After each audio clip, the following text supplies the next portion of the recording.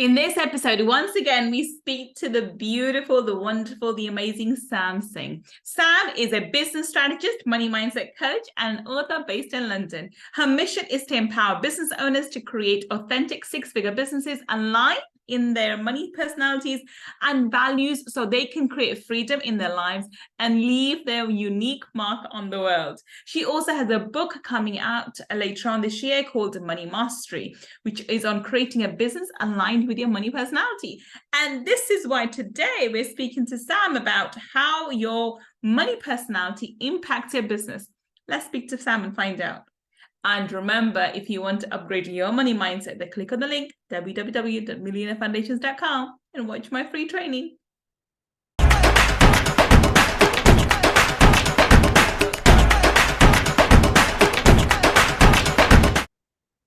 Welcome. This is Gull, your money mindset expert. And guess what? Once again, we have the beautiful, the charming, the wonderful Sam Singh. Welcome, Sam. Hi, Gull. I'm so excited to be here. Thank you so much for having me on your fabulous podcast in front of your totally amazing audience. I'm truly honored. Thank you, Sam. Sam, you had this fantastic conversation on Friday, and you hinted at something which I thought was really, really interesting, which I would like to talk about today. But before I mention what we're talking about, please, Sam, tell everybody in your own words what it is that you do. Thanks, Gull. I am a business strategist and a money mindset coach, and my expertise is to help women coaches and business owners build six-figure businesses by using their money personality. I use my money personality concept as the starting point for all the business strategy and the money mindset work I do with my clients. Wonderful. And that leads me on to today's topic, which is how does your money personality impact your business success? So talk us through this. First of all, the question is, Sam, how many money personalities are there? So there are 8 money personalities. And money personalities are basically like a part of you, which determines how you relate to money. It is a bit like if you know MBTI system, which has ENFP, INFP, which determines the way you communicate, or DISC system, which determines the way how you do work. Similarly, money personalities determine how you relate to your money. It has subconscious beliefs, your attitude towards money. Sometimes it is also impacted by your generational attitude, your cultural attitudes towards money. We are all born with a money personality, which has its own strengths and weaknesses. I am of the belief that you can't change your money personality, you remain who you are, but you can work to harness your money personality's strengths, and you can work with its shadow side to ensure that you fulfill your full financial potential. Wonderful. Wonderful. Okay, so talk us through each of these personalities now. Perfect. So get ready for a long ride. So there are 8 money personalities, or sacred abundance archetypes, as I call them. The first is the saver. The saver is basically your inner banker. These are the people who love to save. They are determined by how much money they are saving. This is your friend who would basically, when you go for a movie, will go to 3 places and find out where you can get the cheapest deal for coffee and popcorns. Believe me, she's not being tight. She's just being true to her money personality. The second is the visionary, or the inner idealist. These are the people for whom money is basically a source to make a big change or a big movement in world. They don't feel anything very strongly towards money as such, but they do appreciate the fact that they can use the money as a big tool to change the world. So a lot of people who are into charity and who are philanthropists, they fall under this category. Mm-hmm. Third is the superstar, or your inner big shot. These are the people who love to use money and what we can get from money as a tool to stand out and to get attention. These are the people who you would see would buy the latest branded bag. They would buy a Burberry bag or a Burberry wallet, and they would put it on Instagram to show it off because that's who they are. Or if they're traveling first class, they would be documenting their whole journey because for them, money is a way and a tool to stand out of the crowd. The fourth are the uniters or the inner relationship creators. These are the people who use money as a tool to build relationship. For them, relationships are more important, and money can be a source through which relationships can be formed. But if they have to choose between relationships and money, they will always choose relationships. In business world, these are the people who would have that one client who would have stayed with them for years and years because of the relationship they have built, and they are not increasing their prices because they are going to prioritize that relationship more over the money. The fifth are the iconoclasts or the inner rebels without a cause.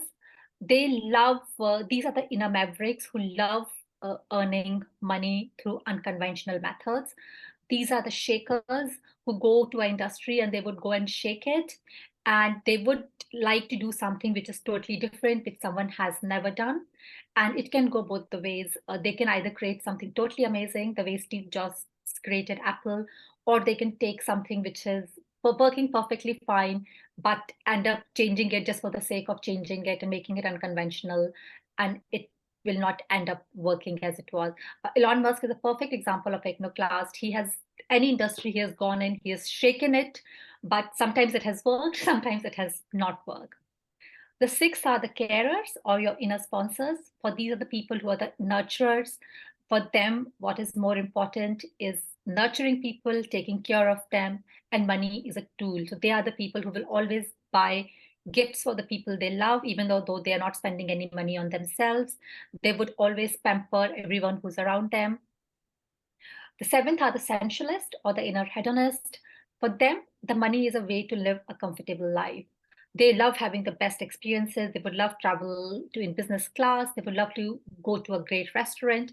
But it is, unlike superstars, it is not to show off. They will never show up about it, but it's the internal thing. They just enjoy the experience. They want to live a comfortable life. Eighth are the rulers or the inner empire builders. These are the people who love earning money. The difference between them and iconoclast is this, that they are usually more conservative. They love building business, but they would play a bit safer compared to the iconoclast.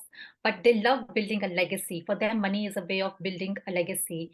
They would love to build a six-figure business or bigger, and they're never satisfied. They're always thinking of the next thing, the next thing, the next thing. These are the basically 8 money personalities. They all have their own strengths and challenges. No money personality is better than the other. It's all about finding the strengths and working with your shadow side to reach your full money potential. This sounds wonderful, but when I was listening through that, I think I resonated with 2 or 3 of those. Now, is it possible to have overlaps in different types? Because I think which was number 7, the essentialist or something, where I love the first class, whatever else, but I don't want to show people. I if anything, I like to hide as much as possible because I don't want people to know what it is that I'm doing. It's purely for myself. At the same time, I could understand the nurture on, because I'm more buying. If I go, I buy things for my kids and other things rather than myself. It's not so unusual now, but it used to be very unusual for me to buy anything for myself. It ended up being for my kids. And then I could figure out the last one, which was, you know, the business owner, because I'm a true entrepreneur at heart. I try, I fail, I try again, and I'm looking to build extensive businesses, and then obviously for it to be generational, so it's a legacy that I leave behind once I pass from this world. So I could relate to at least 3 of them that I noticed. How does this work? So do you say, you know, you're more this and you're more that, or how does the overlap work? It's a very good question, Gull. So you have one very dominant money personality, which is your most dominant one, to which you relate the most. Okay. But you also have 2 other money personalities, which would be your second top and the third top, and you find out by taking a quiz, and they have an equal bearing on your how you feel about the money. So it's not just that, oh, I'm just a ruler. For example, I'm the same way. I am a ruler, plus that's my most dominant one. But my other 2 dominant ones are being a sensualist and being a carer, just like you. So both being a sensualist has an impact on me, and being a carer has an impact on me, the way it would have on you if these were the ones which you most relate to. And that's why no one is same, because it's not just in top money personalities, the second two, which also impact who you are. And sometimes what happens is this, like, for example, with me, that's the case. My ruler and my sensualist, there's a very little difference. Ruler is still my most dominant one, but if there's a very little difference between them, then there would be always be that tug of war between two personalities, especially if they don't align. So, for example, my boyfriend, his personality, one of his personalities is saver. He's a saver. But at the same time, he is also a sensualist. So I can see this challenge, this tug of war in his brain when he's buying something or when he's traveling between the two. I can imagine. And so now let's work onto this part. So that answers that question. Thank you so much. How does this money personality impact your business success? Let's talk through that now. Yeah. So your business is determined by what your money personality is. Your money personality determines all aspects of your business strategy, because your money personality will determine what business model works for you, who are the ideal clients, what marketing strategies work best for you, because each money personality has its own marketing sabotages, and comfort points. Your money personality will also determine what kind of passive income stream works for you, what kind of team you would like. Every part of your business is determined by your money personality. I'll give you examples. For example, if you are a uniter who prioritizes building relationships over money, you would be very unhappy if somebody will ask you to do a group program. That may not, unless and until one of your other personalities is the kind who likes a group program, and there's a very little difference between them. Most uniters I know, they're most happy doing one-to-one coaching. And if you force them to say that, oh, the latest model is one-to-many and group program is the way to go, it will not feel aligned to them, because that's not who they are. That's not what their values are, because our money personality does determine our values on how we earn money, and on how we relate to money. Especially, but if you're a superstar, the ones who like being center of attention, you would do amazing in a group program, because you feed off that energy. That would feel really, really aligned to you.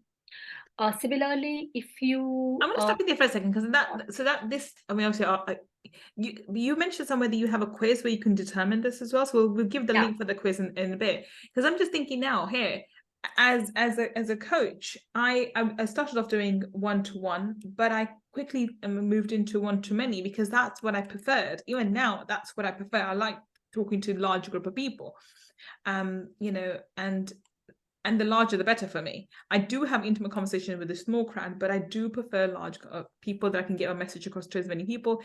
It's not the fact that I want to be a superstar. It's more to the fact that I think I have a bigger impact. I can help more people. And that's the reason why I prefer that model. And I know for a fact that because of my other, my prices are so high now, very few people will have the capacity to work with me on a one-to-one and intimate level. We're talking about 50,000 plus above to work with me at a one-to-one. So I know there's very small part of the community who can do that, but it's not the money that concerns me. It's the fact that I can help more people, and this is where I prefer. And I personally don't enjoy one-to-one. Maybe I will try again now. Maybe it will be different. But I remember when I first started, I wasn't happy with one-to-one, whereas one-to-many I loved. Yes, and that may be the ruler in you, because ruler wants to to create as much as a bigger impact as possible. Impact, like build an empire. Yeah. Okay. Easier to build empire. So that may be both like a ruler in you, and also like the sensualist, because sensualists, they love having the diamond client offer, or the elite client offer, where you provide a very premium service, but you provide the best experience ever. So I think you definitely need to take the money personality. I definitely am interested in taking the quiz. Yes. I'm very keen to know. Yeah, so that is one way. The second way is also like, it impacts how you market, because for example, like, let's say if you tell a saver, and You know what, you have some business strategists, coaches who go like, oh, just put everything what you are doing on your this thing, go on a holiday and put it. Now if you go to tell a saver that you need to go to a resort and take pictures of yourself in an expensive resort and put it on your Instagram stories, it's not really going to seem aligned to them, right? Especially not long term. And No. it impacts things like it also impacts how people buy from you. So that's why you need to know your client's money personality, or when you do your ideal client work, give them a money personality. So for example, savers, in my experience, they will never ever take a payment plan because they hate being in debt. That. They will only buy something when they have the money for it. So you may have savers in your audience who may say no to one offer. It's not because they're saying no to you, it's just that they don't have the money right now, and they will save it. And when you relaunch that thing, they will come back and buy from you. And you also have then people, like if you're selling to a carer, you have to really nudge them to buy because they can't, they have this mental block against investing in themselves. Mm. They only want to use the money to invest to basically nurture people around them. And you have to kind of tell them that if you do this investment, then you'll actually be able to nurture and help more people around you, because you would grow and you would widen your impact to help other people. So it also impacts how you buy, how you market, because uh, everything to do with your marketing strategy, what you're comfortable doing, how much you want to spend in your marketing. For example, someone who is a saver or a uniter, they may want to do everything themselves. Saver because they want to save money, uniter because they want to connect with people themselves. And someone like a ruler would be probably more pragmatic. They'll have a team because they'll be like that, I want to create a bigger impact and I need to delegate and have a team to support me. And it will impact what mode of passive income works for you, so whether it's going to be one-to-many courses, and how you work with a team. Because if you, let's say that you're a superstar and if your business partner is a saver, it's not really going to work. It's true in your personal relationships also. When that if you and your partner are totally different money personalities, sometimes you have to sit together and work through your differences. Mm. I mean, a lot's coming out of here, and it makes sense that why one strategy works for one individual and another strategy works for another individual. It's got less to do with the strategy and more to do with who you are and how you respond to that particular strategy. And I've seen this through my career with people that I would, I can give the same strategy. I'm not a business coach, but I do have successful businesses. So I point things out to people. And I have someone who will fly with it and other people who will sit there making excuses about it. And it just doesn't resonate with them. And it makes sense that it's to do with the personality. Now, I work a lot extensively with, subconscious programming and your limiting beliefs. And what I'm understanding from you today is, these limiting beliefs, the subconscious programming actually determines who you end up becoming and what kind of money personality you adopt. And so you need to first recognize what your personality is, and thereafter work with the shadow side to prevent, which stops you from actually working and earning money in order for you to thrive in this world. Talk us a little bit about the shadow side, because I know what shadow side means, but I want you to give the explanation to the audience. What did I mean just now? What do you mean when you say the shadow side? What is the shadow side of your money personality? The shadow side are basically the challenges which you have around money. I hate using the word weakness or bad. I just find them very negative, and we become what we say. So I try to ignore these words from my library, especially when I'm working with my clients. So your light side is basically your strengths. Your shadow side are the things which you can work on better. So for example, let's say that I'm one of my dominant personalities is essentialist. My shadow side is I can't save money. Yeah. If I earn 3,000 pounds, just giving an example, I would have already made plans to spend 6,000 pounds. Oh my God, that sounds like me.